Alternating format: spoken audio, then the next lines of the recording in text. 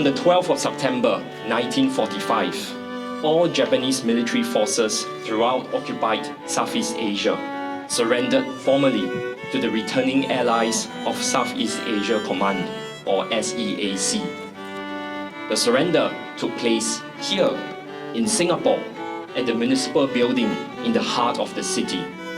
This historic building was later renamed the City Hall and is today part of the National Gallery, Singapore. The surrender effectively ended not only the darkest chapter in Singapore's history, but also brought down the final curtain on the deadliest conflict known in human history, the Second World War. Monuments may rise and tablets be set up to them in their own land, but on the far-off shores there is an abiding memorial that no pen or chisel has traced. It is graven not on stone or brass, but on the living hearts of humanity. Take these men, for example.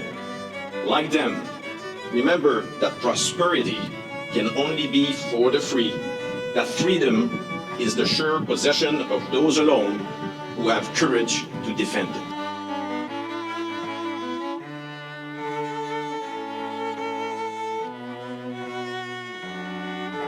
We come together today to honor and remember the men and women in uniform, those who stood bravely in defense of their nations, and those who gave their lives so that we may live in peace.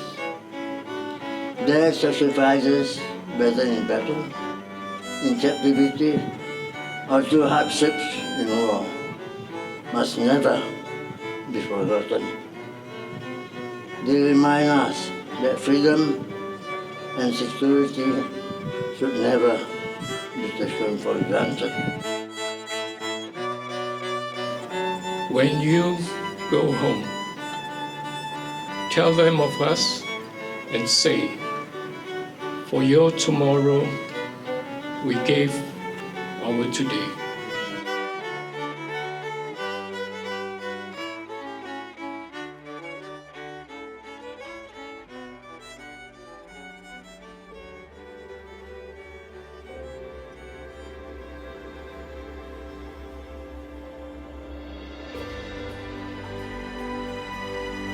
(1945), 15th August, the end of war.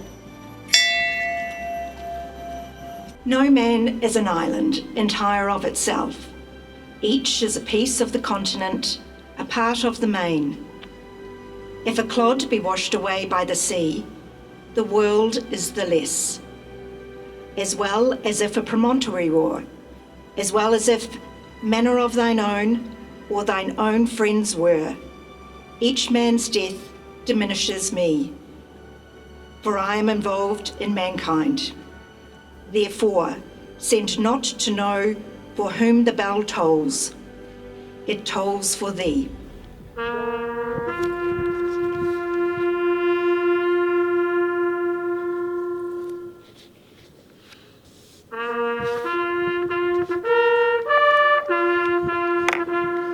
For the fallen. They went with songs to battle. They were young, straight of limb, true of eye, steady aglow. They were staunch to the end against odds uncounted. They fell with their faces to the foe. They shall grow not old as we that are left grow old. Age shall not weary them, nor the years condemn. At the going down of the sun and in the morning, we will remember them. We will remember them.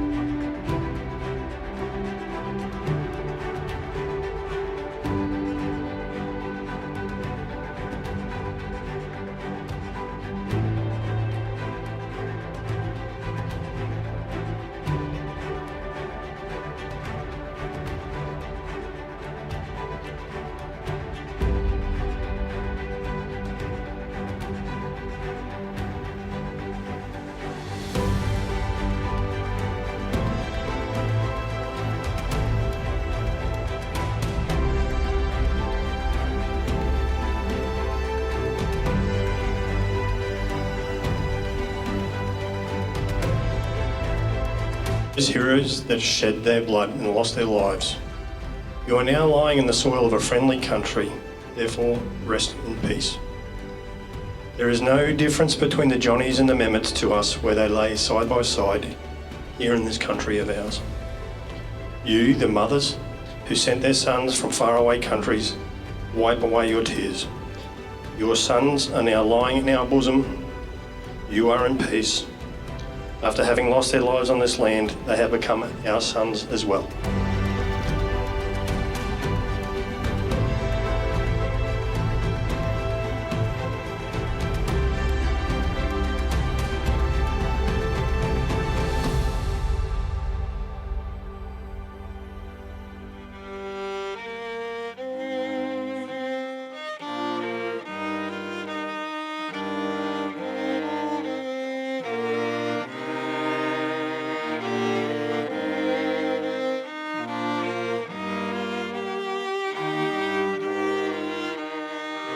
We left behind resentment of the past and built on hope and collaboration for a bright future.